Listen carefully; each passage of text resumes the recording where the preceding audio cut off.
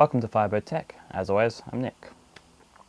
Today's video is not going to be strictly about one thing. It's not a review, it's not an overview, it's not anything really. It's a progress video, and to let viewers of my channel know pretty much what's happening and what am I bringing new content, what content's coming up on the channel. So the three things that are going to happen today is I'm going to introduce two new projects, sorry. I'm going to tell you why am I doing these projects, what do I want to get out of it, why am I doing these projects, why am I putting money into these projects, and third or fourth is what's happening to a very old project of mine that I've had on my YouTube channel for a very long while and haven't done anything with. It's a very brief rundown of what's happening in this video. So, what are the two projects? What projects am I bringing to the table? The two projects are as follows. A NixiTube timepiece, so that's pretty self-explanatory. I want to make a timepiece with iron 12 NixiTubes. What will this teach me? Well, that'll teach me a lot about how to drive a high voltage source like a fluorotube or any form of real. It will also teach me about microcontrollers, counting circuits, real-time clocks, data keeping, that sort of stuff. Data bus interface, all that sort of stuff. There's a lot of learning to that now. The second project is a DC to DC switch mode regulated controllable power supply. Now what does this entail? Well, it's going to be, as I just said, DC to DC. So it's going to take a 12 volt source, which is what I have over here, this big industrial power supply I have, which we'll go into a little bit more detail in a bit about. That will be the brain, that'll be the input to that. That'll be 12 volts at up to, I think it's 42 amps, so quite a lot of power. What I want to get out of that system is a split rail, i.e.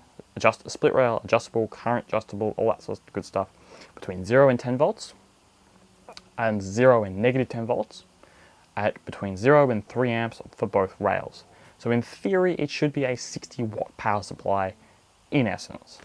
Now, what do I want to get out of this? Well, what are the learning goals or outcomes for this sort of project?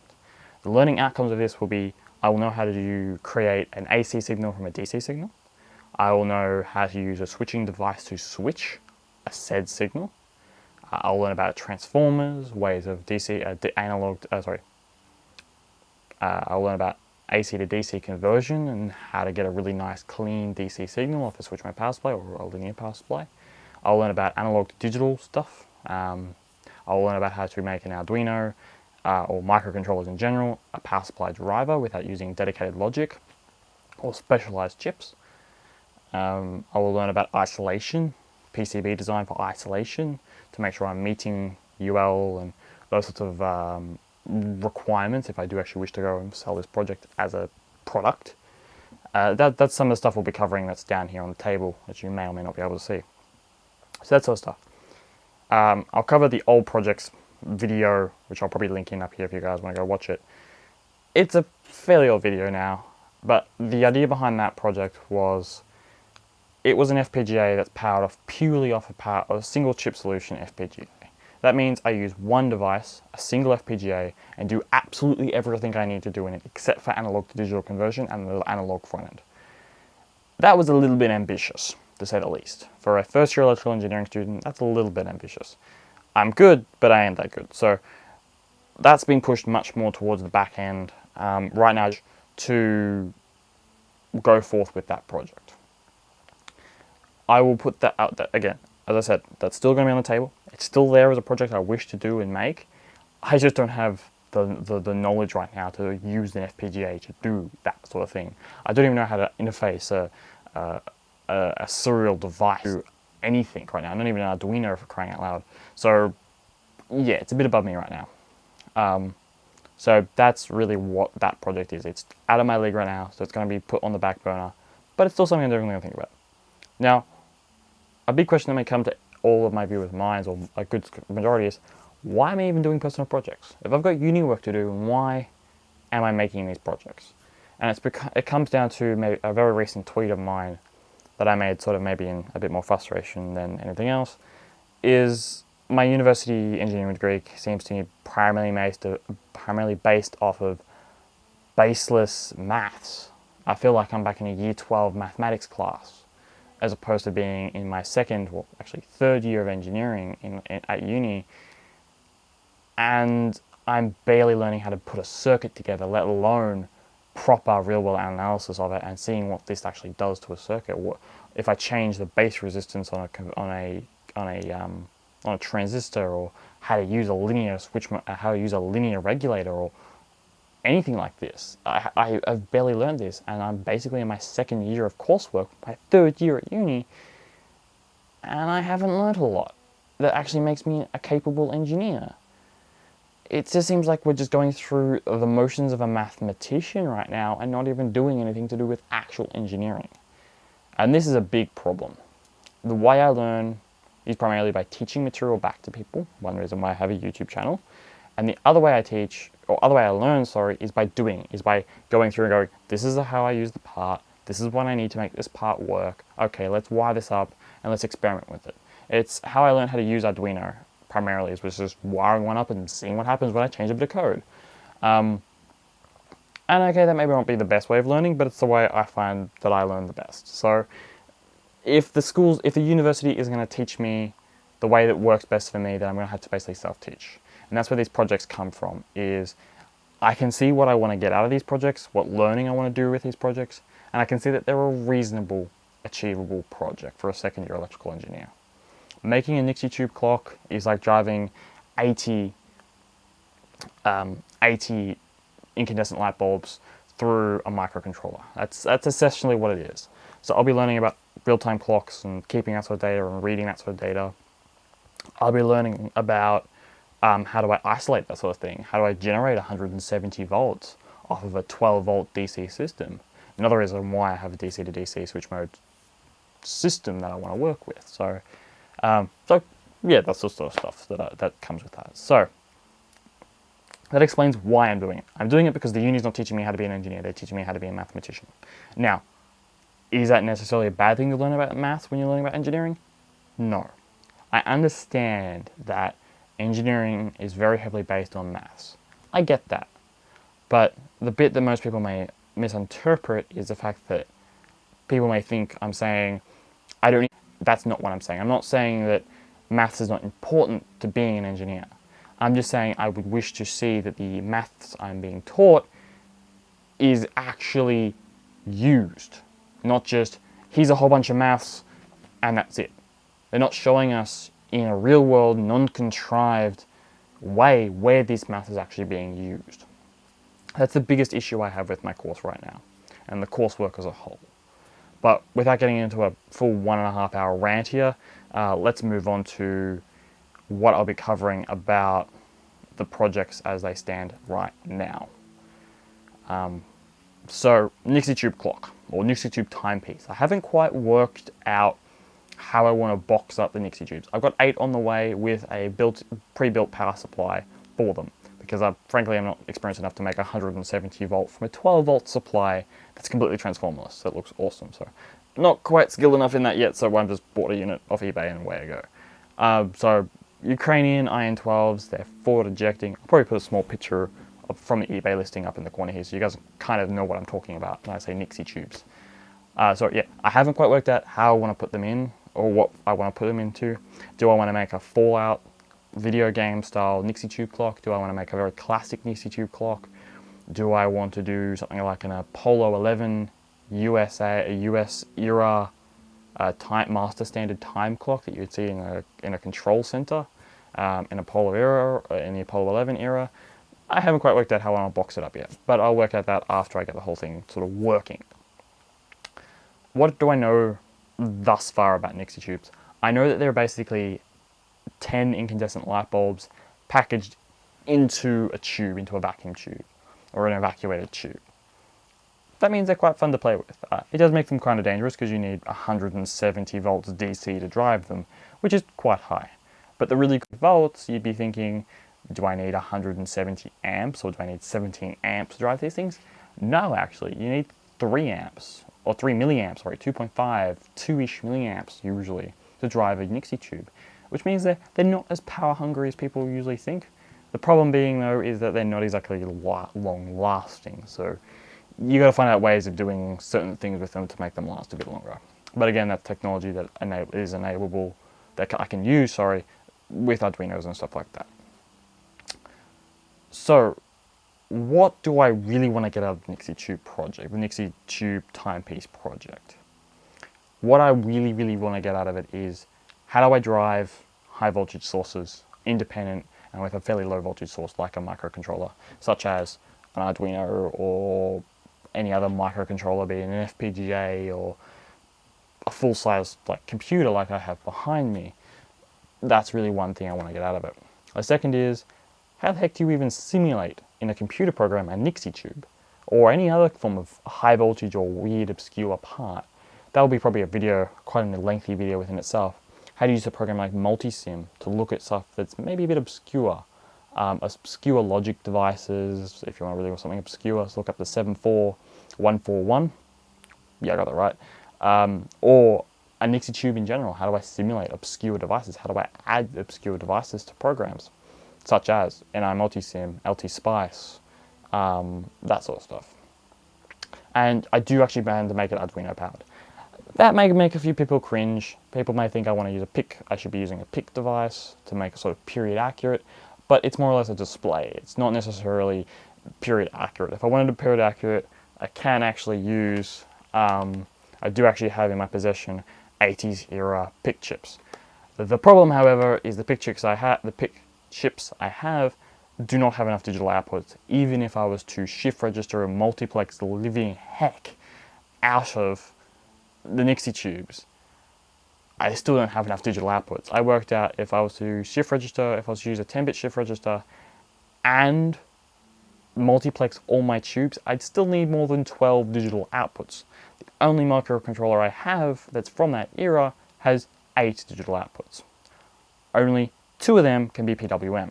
Now with 10-bit shift registers, you kind of need a few more than 2 PWM outputs. But anyway, so that's one reason why I'm planning to go with something like the Arduino Mega, which I have one of. It has more than enough inputs for me to do pretty much whatever I need to do with it. That's pretty much one reason why this is out on the table. So that's pretty much what I want to get out of it is, how the heck do I do all this? So that's pretty much what's there. So moving on to the second project, the DC to DC switch mode adjustable, fully settable supply. What do I have so far for that? Well, I have quite a few of the components. I have, as I said, I have an industrial power supply already here. This takes 240 volts or 110 universal supply input and basically punches out a nice, strong, fairly nice 12 volt supply. People might say, well, why don't you just edit this? This is only single rail. This only has, when you actually pull this thing apart, it only has a single output transistor. It's a one-to-one transformer, sorry, not transistor, that works on this side. So not really something I can work with. But what it gives me is a very powerful 12 volt rail, which is very handy. It does provide 12 volts at 42 amps, which is more than enough for any project I'll ever be encountering. That will go into something like what I have here, which is a switching system. This is something else I already have quite a lot of, is switching transistors and switching MOSFETs, and that will be a video within its own right, is MOSFET versus BJT or bipolar junction transistor switch circuits, how they differ, which one's better for which type of switch my power supply. Also something else I've got quite a few of, and I mean quite a few of, is transformers, which will be required for what I want to do. I haven't quite worked out a way of making a transformerless DC to DC supply that's going to be juicy enough, like I provide the 60 watts I require in a circuit, in a transformerless form at this point in time. It's something I'll probably learn, but that's something else. And again, this project will be Arduino powered. That's where this board comes into play. We'll go into a bit more detail about this in a few minutes. But basically, this is my prototype, as you can see right now. But basically, what's on this right now is my socket. You may not be able to see that. We'll go to the bench in a minute. But there's basically a socket, some mock inputs, a linear regulator so I can power it off 12 volts to see if it all works at 12 volts. and also an LCD that does display what I wanted to display for the time being. So without further ado, I don't have any of the actual parts here right now for the Nixie Tube clock. They're all on their way. The power supply is actually shipped right now. The tubes are coming from Ukraine to Australia, which means they're going to take a couple of weeks to get here.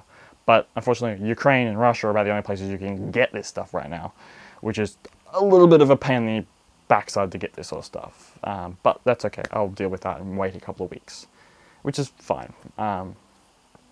So I may leave links in the description to where I got my parts from for the Nixie Tube clock if people are wondering where to get them from, if people want to start their own project and follow along. So without further ado, I'll clean up a bit more of my bench, and we'll go down on the bench and have a bit of a closer look at what I've got so far for the said projects. So I'll see you in a bit.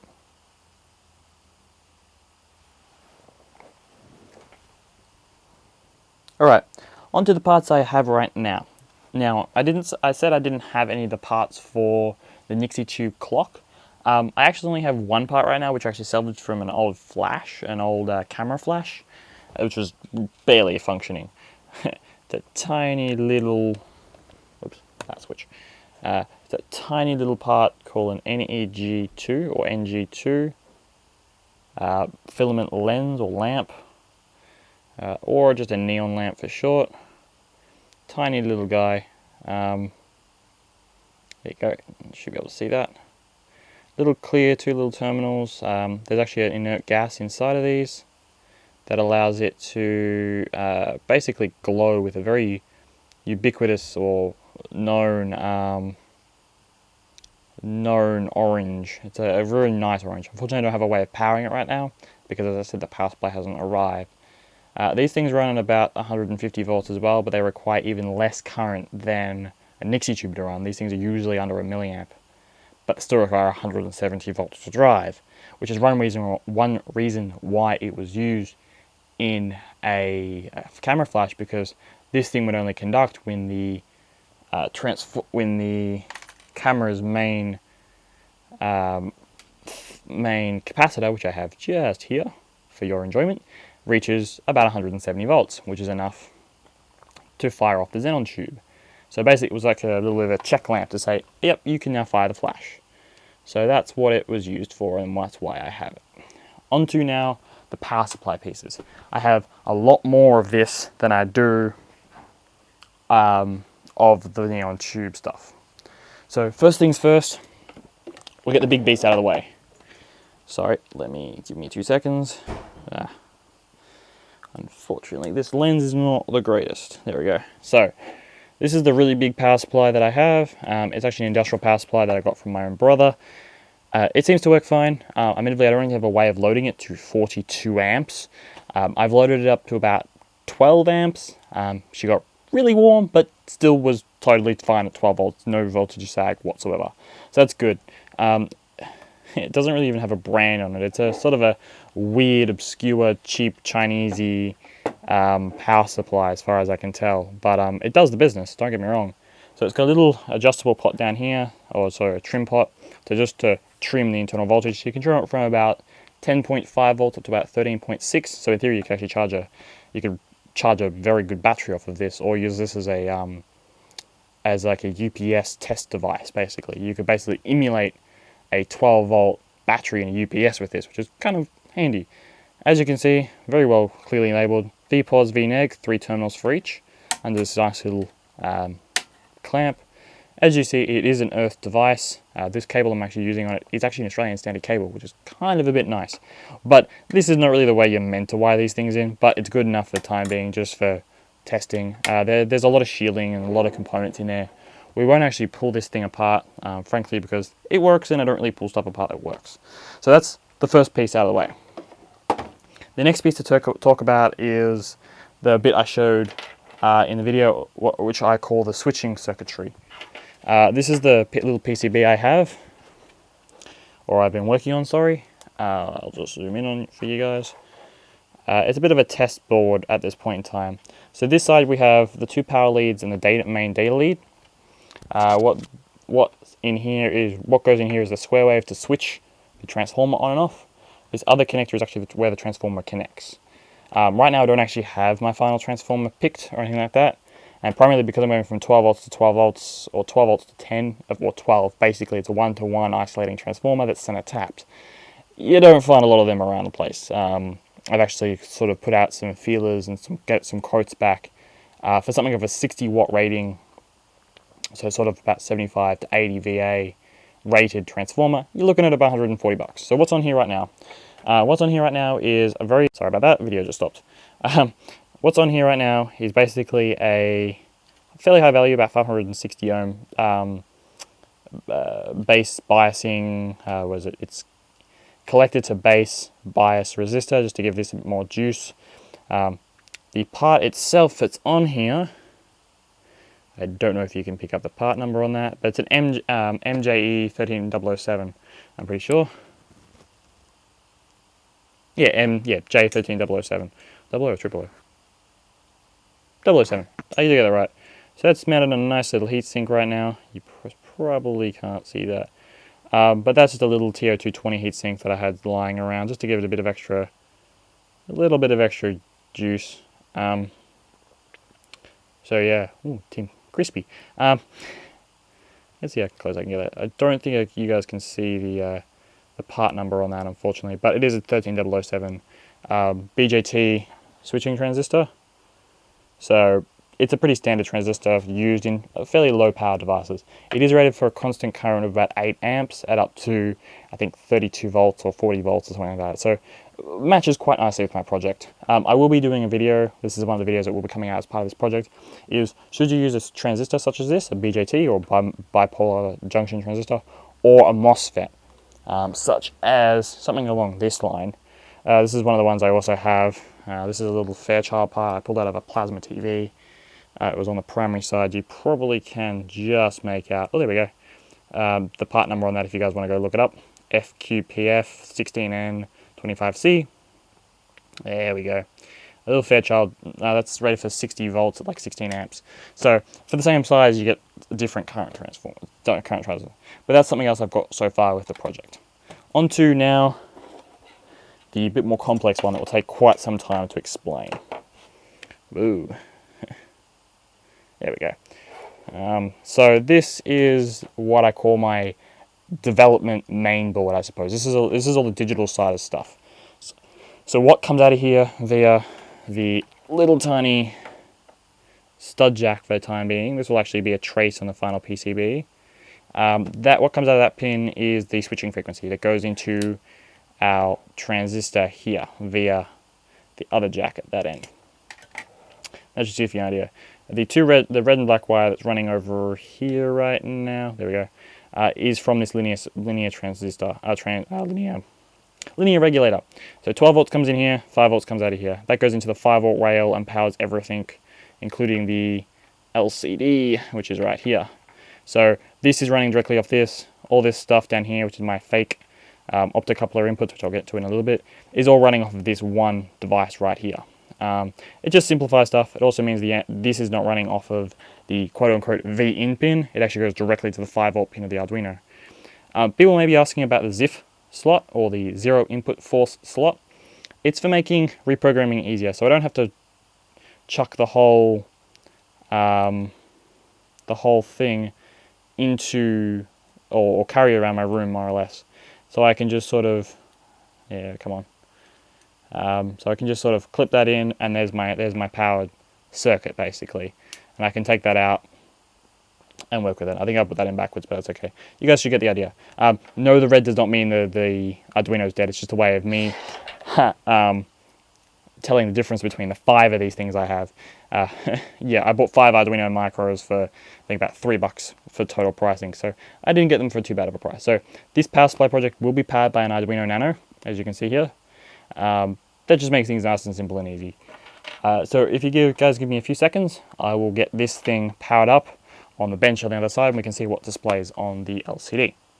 Okay, so here we are on my other desk, what I refer to usually as my test bench. What we have hooked up right now is my oscilloscope to the output channel.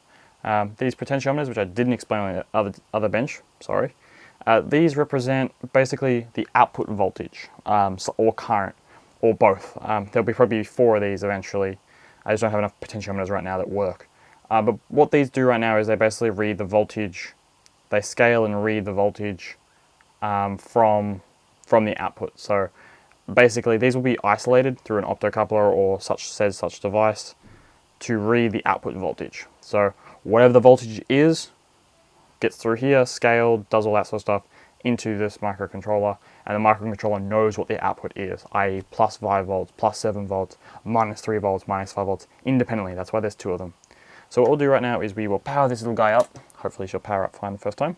There it goes. Now you can see on this panel here, you can see on the panel that we have a positive rail, a negative rail, and these F numbers, what they refer to is the frequency.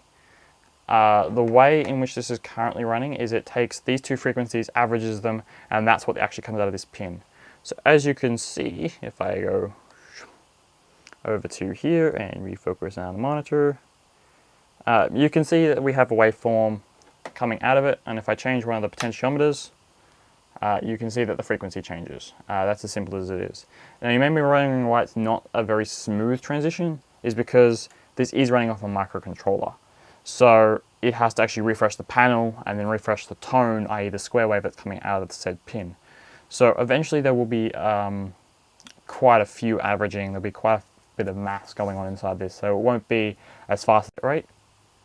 So it's still fairly fast right now.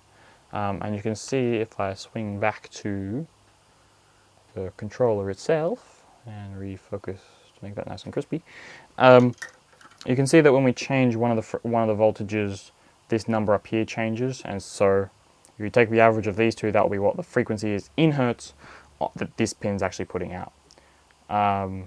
So if I put them both at 10, well, 10 plus 10 divided by 10, or divided by 2, sorry, is going to be 5. So it's going to, and it does actually go down all the way down to 100 hertz. It's 100 hertz to 10 kilohertz frequency range, which gives the microcontroller a lot of power. Now, right now, I don't know what frequency works best for my application. That's something I have to learn, but that's just something I'm going to have to learn over the way. As you can see as well, this whole system does not draw much current. In total, we're talking 20 milliamps. So 20 milliamps on a 42 amp power supply, it doesn't even know it's there. If anything, it's too little for the power supply to actually even switch on. So that's something I'm having an issue with right now, without actually having any form of significant load. It actually has a problem of not initializing this correctly. This circuit doesn't get the current it requires. Whoops, didn't tighten that down tight enough. Whoops, sorry about that. So it actually doesn't initialize this properly enough, or properly. So what happens is this thing just doesn't start. You press the button or you plug it into the wall and nothing happens. The power supply says it's going, but no one's home. So that's something that will be solved once I get the transformer section on this. So that seems to work fairly nicely. So you can see here right now we're sensing V1, V2. So you got the positive rail and the negative rail. And again, as I said, these are fully adjustable between 0 and 10 volts. And that will be what this thing will sense, this system here will sense. On the other side, I've just got frequency for the time being, but what will actually display on this side will be current in 0 to 3 amps. So this will be showing amps, again, to the 10-bit limit of the system. So you'll probably see around about 3,500 count, or 3,000 count amp meter, as well as your voltmeter. This is basically what's already on here, but it's limited to 10 volts, so I can actually get an extra decimal digit. This power supply here is only accurate to, as you see here, 1 digit in voltage and 2 digits in current. What this one is already accurate in, as you can see, is 2 decimal digits in voltage, and quite possibly, again, 2 or even 3 digits in current when I get that to work. So that's just a bit of an overview of the control board as it stands right now. This is a standard parallel Hitachi panel. So fairly simple to drive from an Arduino, such as you see here.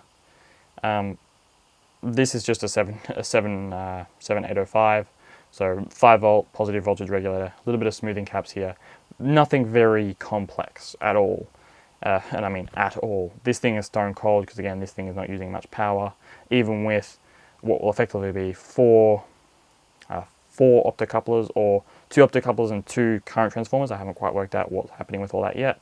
1 panel such as this, and this thing running, it's really not taking that much power. So this setup right now is actually totally overkill. I probably don't even need the heatsink. So, but that's a little bit of an overboard there. So we will cut back to me sitting at my desk again, and we'll go through the bit of an outro. Okay, so see you in a sec. All right, time for an outro.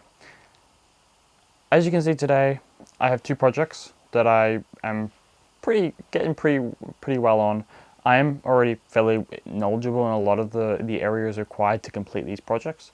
There is still a few little areas I'll have to learn about, but that's something I'll do as YouTube videos as I learn stuff.